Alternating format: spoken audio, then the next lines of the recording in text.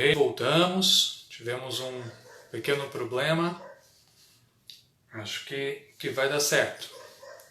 Vamos aguardar aí um minuto para ver se tudo corre bem. Tivemos um pequeno problemazinho aqui, mas acho que já acertamos definitivamente, né? Esperamos que não tenha mais aí nenhum problema. O pessoal está voltando. Muito bom ter todos vocês aí com a gente. Todos vocês aí nos ouvindo. Dr. Cláudio, um abração. Já tem gente aí de várias cidades, né? Estou visualizando, reconhecendo.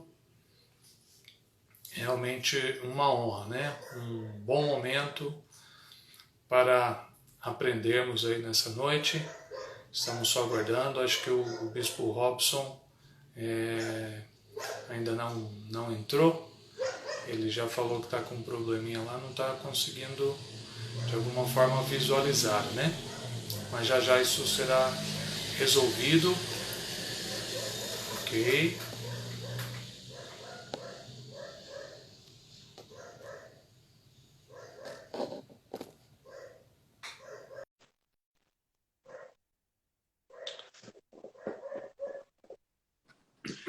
Bispo Robson Rodovalho. Finalmente, consegui. Estou aqui junto. Tudo bem? Tudo bem. Prazer falar contigo, querido. Prazer todo meu. Quanta honra. Eu estava te procurando no Clésio Pena. Aí não tinha, né? Homens com honra, diferente. Então Muito obrigado, Bispo. Confusão de endereço. Muitíssimo obrigado por aceitar aí o nosso convite.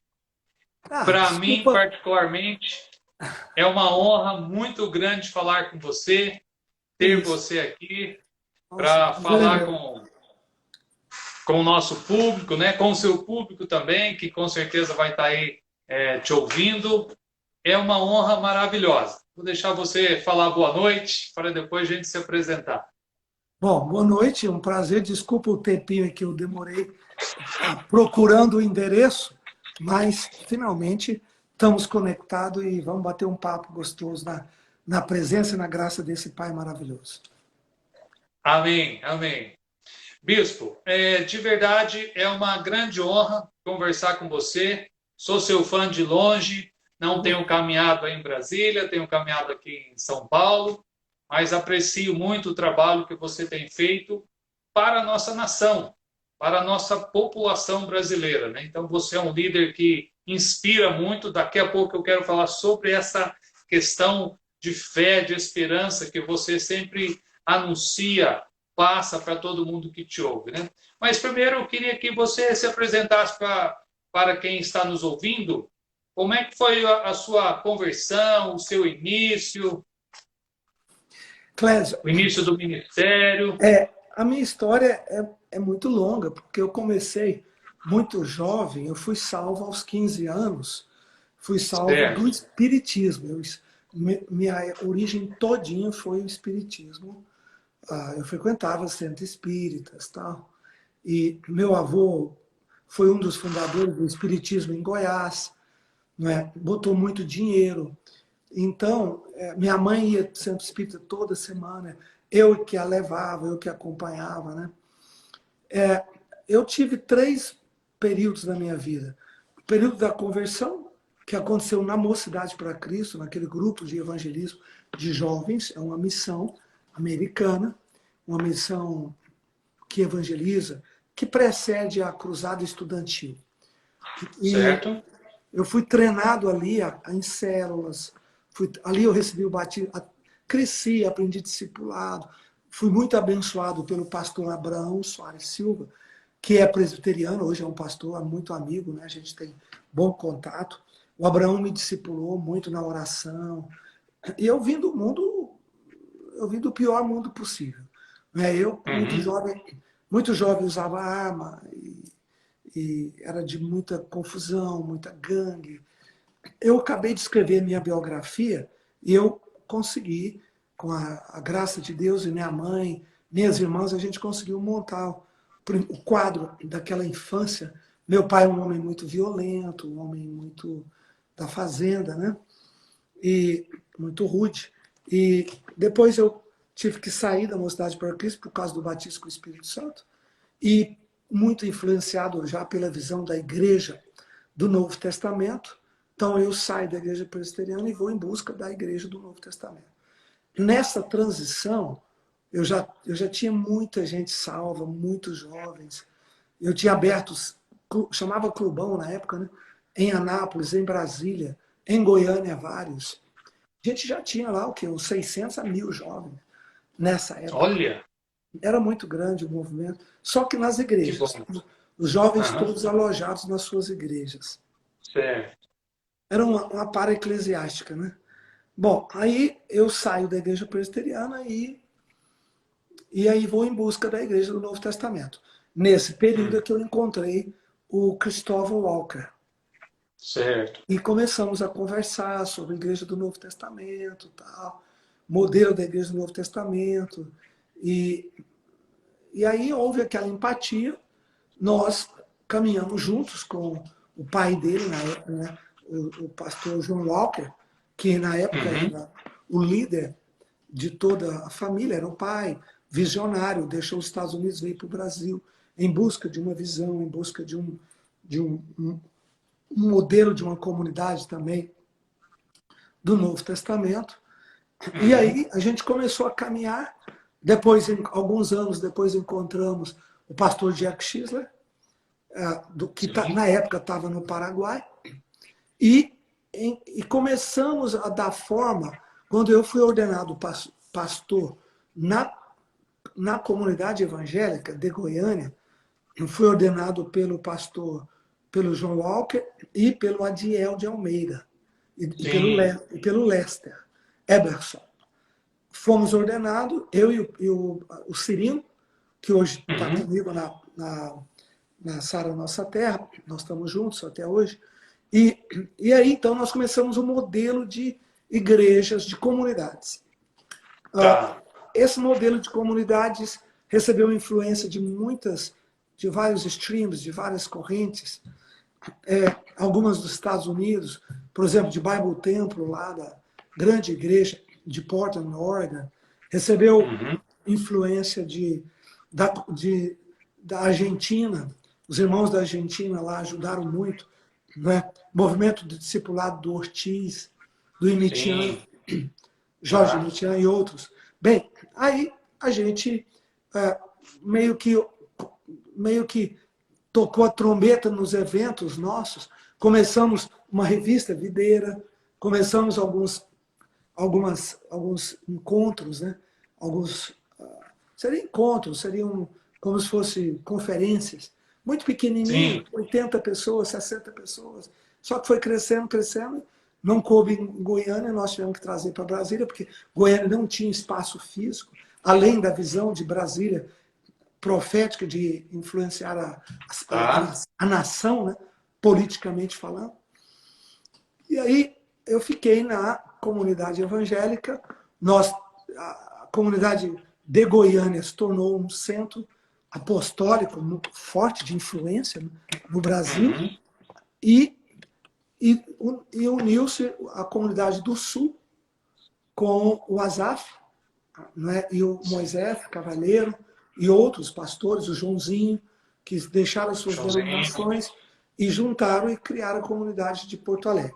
E no meio, em Bauru, o Abílio, com outros grupos, também se uniu.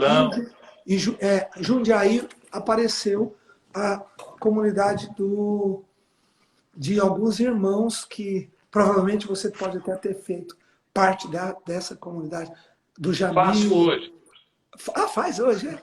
Do Jamil. Hoje. Isso.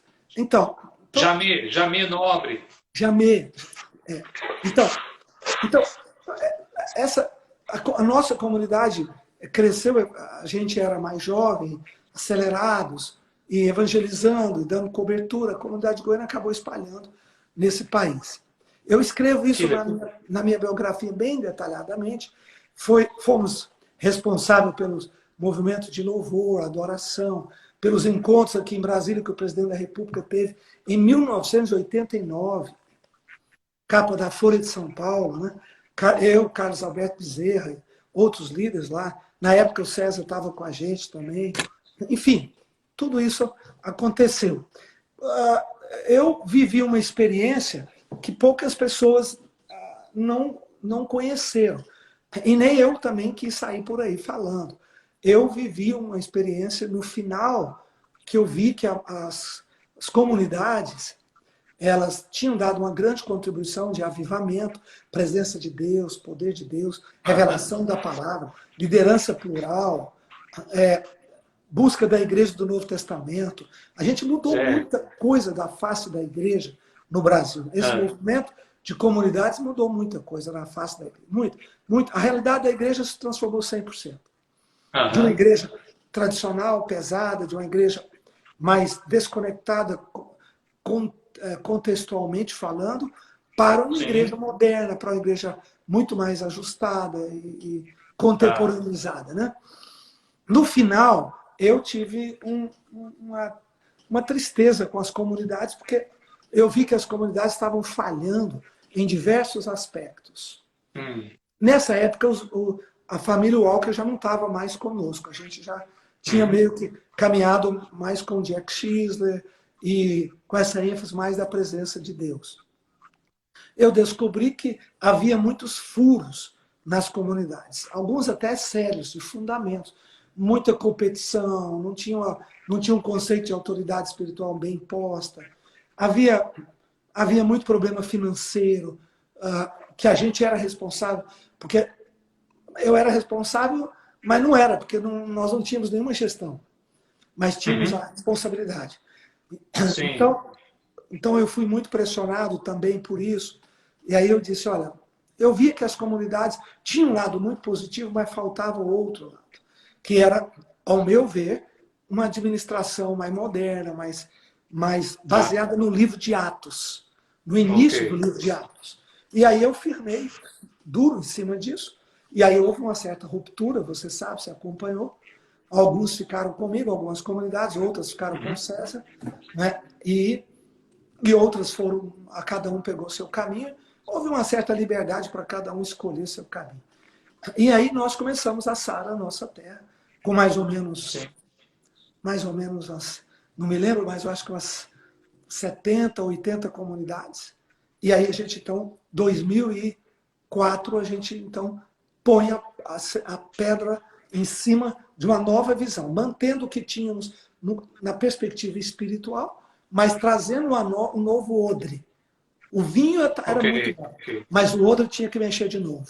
Como eu já tinha mexido nos odres 2 vezes, eu não tive muita dúvida, porque eu fiz isso lá atrás na Mocidade para Cristo.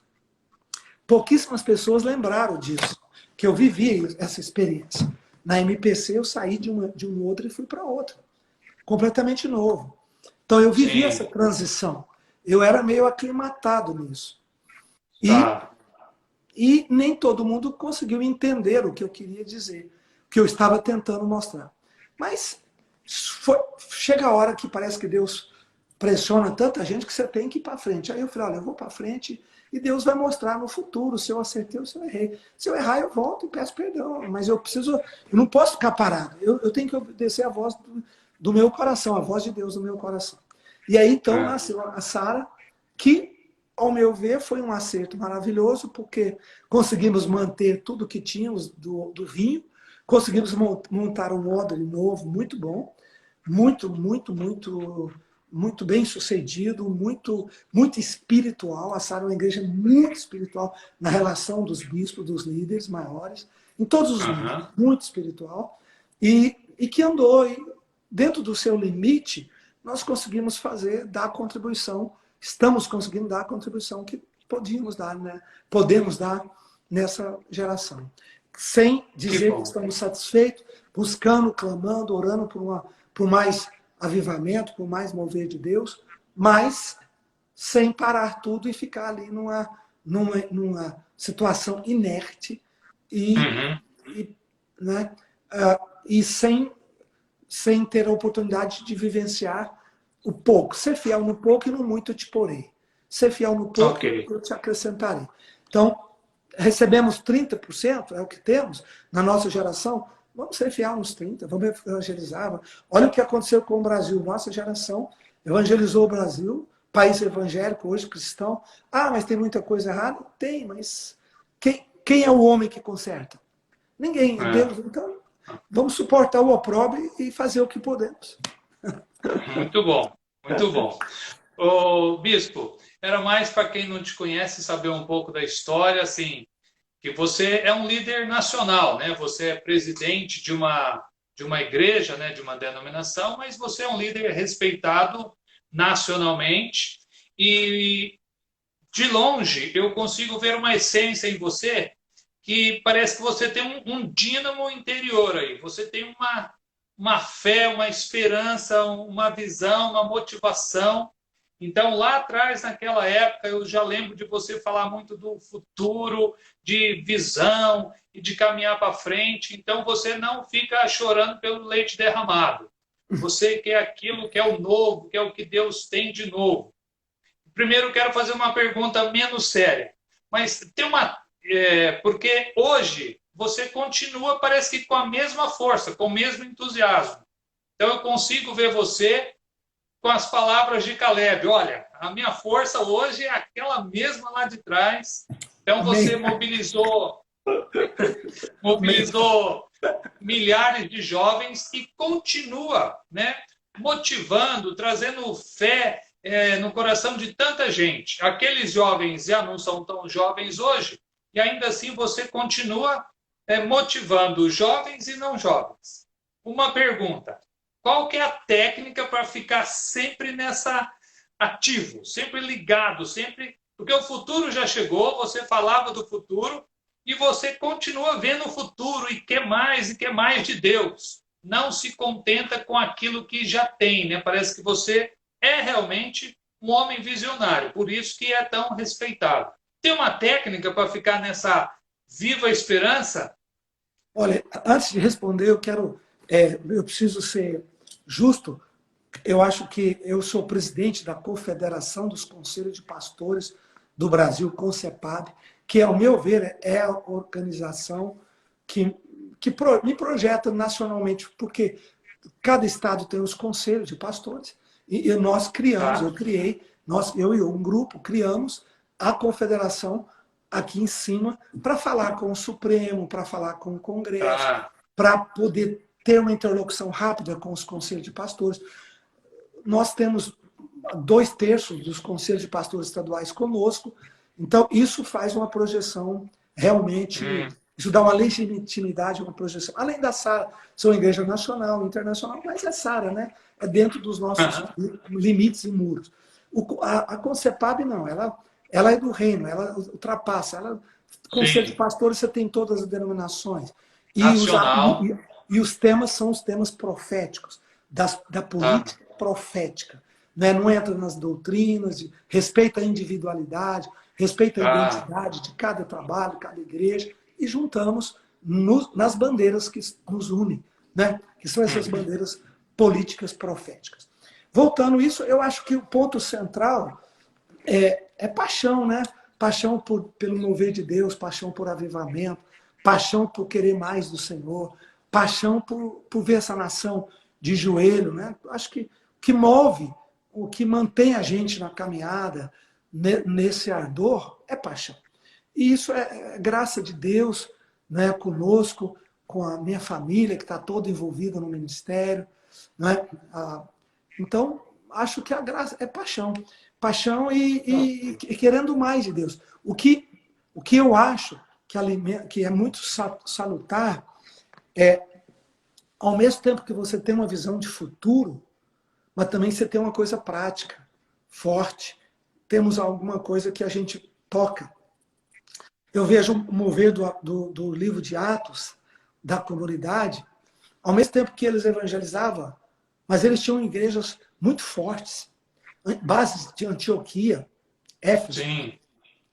né? Corinto, eram igrejas muito fortes. E a vida da igreja forte, ela é sangue que renova, né? Ela traz alegria, conversões, libertações. Você vê o poder do evangelho na prática. Então, a gente não pode deixar a visão do futuro abafar a força da prática do presente. E não pode deixar a força da prática do presente nos embebedar e nos anestesiar e tirar de nós a visão do futuro. Então, esse ponto de equilíbrio é muito importante. Se a gente não mantiver esse equilíbrio de força agora e fé no futuro, e esperança no futuro, eu acho que a gente acaba se perdendo. Ou se perde agora e dá-se por satisfeito, ou se perde no amanhã e não faz nada, cruza os braços, vou esperar Deus aqui, vou ficar orando. E se você não andar, Moisés, pega a vara e fere o mar e abre. Entra nele. A hora que você entrar, o mar vai abrir. Enquanto você não entrar, o mar não vai abrir. Não é? Muito bom, muito bom. Bispo, todas as pessoas que a gente tem convidado aqui para a nossa conversa, a gente sempre quer falar de João 17, e você, como líder nacional, eu quero ouvir o seu parecer. Hoje mesmo eu estava numa reunião, essa semana inteira, com alguns homens de Deus, e falando a respeito da crise, desses problemas e como que vai ser a igreja no futuro.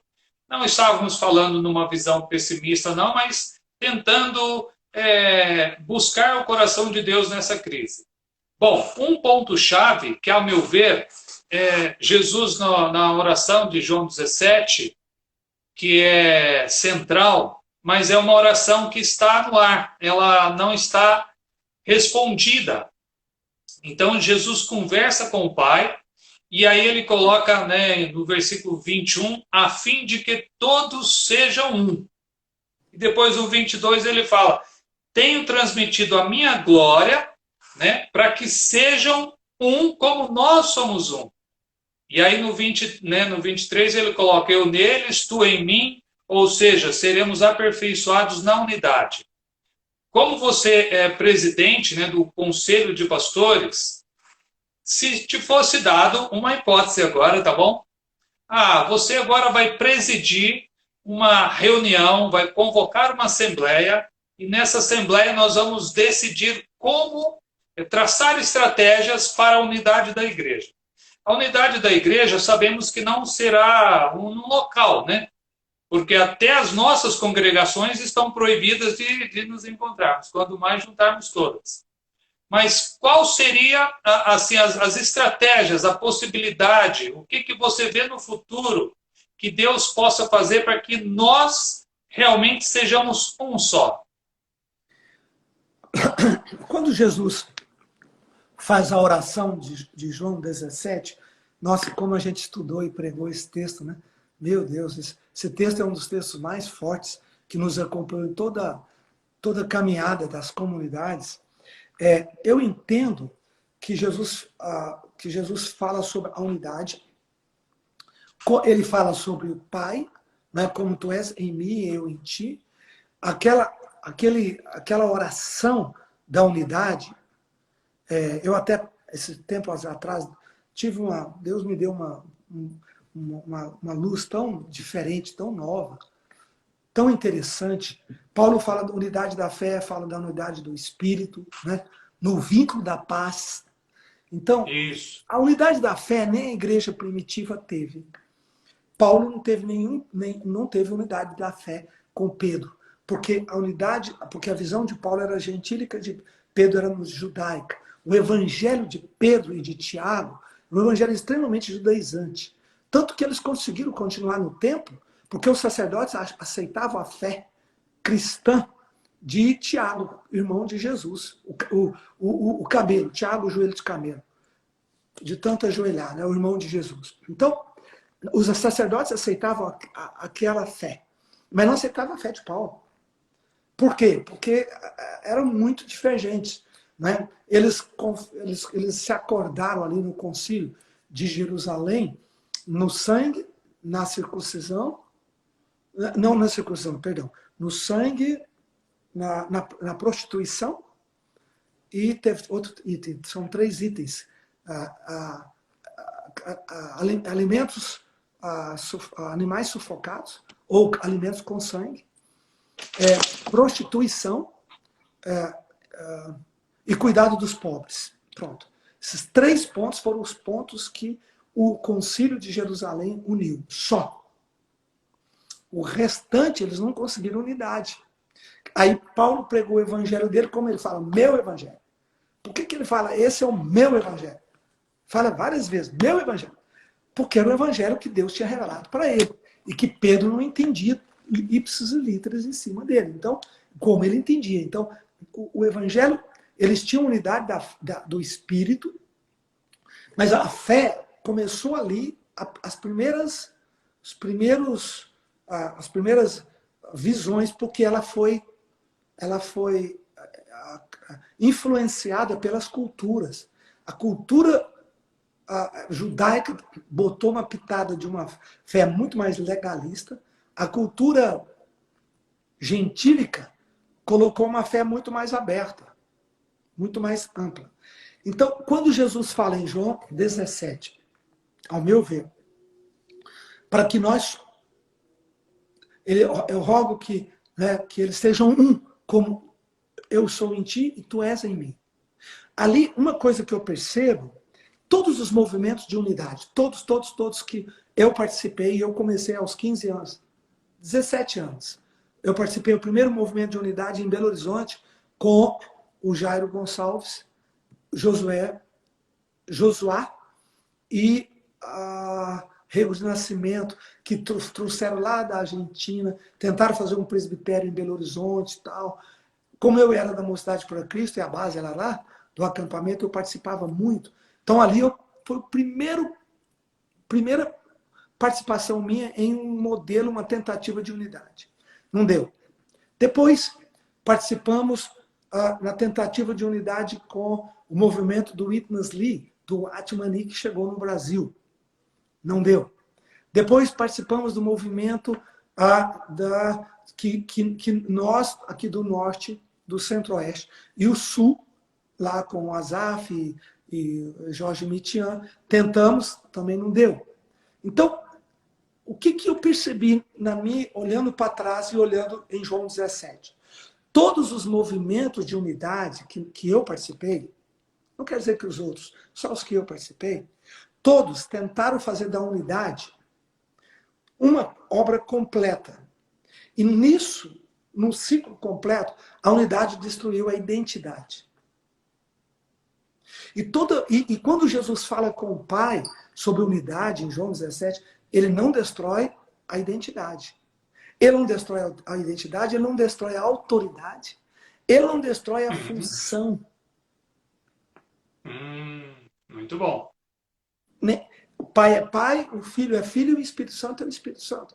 Cada um com sua identidade, cada um com sua missão, né?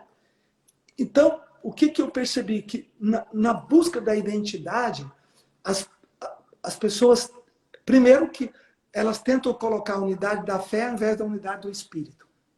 A unidade do Espírito é possível. A unidade da fé, eu acho que só quando a igreja estiver muito alta em avivamento, para varão perfeito, um mover do Espírito tão forte que a igreja madura, e quanto mais... Menino que briga, né? Gente madura não consegue encontrar acordo. É o mesmo conceito. Mesmo conceito. Então, nós pensamos diferentes em muitas coisas pela ninez, né? À medida que amadurece e cresce, vai se afinando. Então, eu entendo que o que mais feriu todos os movimentos de unidade foi porque eles tentaram fazer a unidade destruindo a identidade. E não respeitando identidade, posição, hierarquia, porque o filho, quando ele orou assim, ele não quis tomar o lugar do pai, não. Ele falou, como tu és em mim, eu em ti, né? Jesus botou, se ler o texto direitinho, a gente entende muito claramente isso. E a missão, porque cada um tem uma missão. E aí, por cima, a unidade do Espírito. E o que Jesus fala? Amor. Porque o texto de João 17 é amor. E o que é o amor? É tolerância. O amor é inclusão, certo? E aceitação, como cada um é, com tranquilidade, com paz. É um vínculo da paz. Aqui Paulo fala, né? A unidade do Espírito, Efésios 4, unidade do Espírito, no vínculo da paz. Vínculo é... Se você não tiver paz para aceitar seu irmão como ele é, aceitar a missão dele, a função dele, a autoridade dele, a identidade que Deus deu para ele, nunca vão ter unidade. Então, essa é a minha compreensão. Eu entendo que foi aí que Paulo construiu identidade com os dois extremos, o judaico e o gentílico.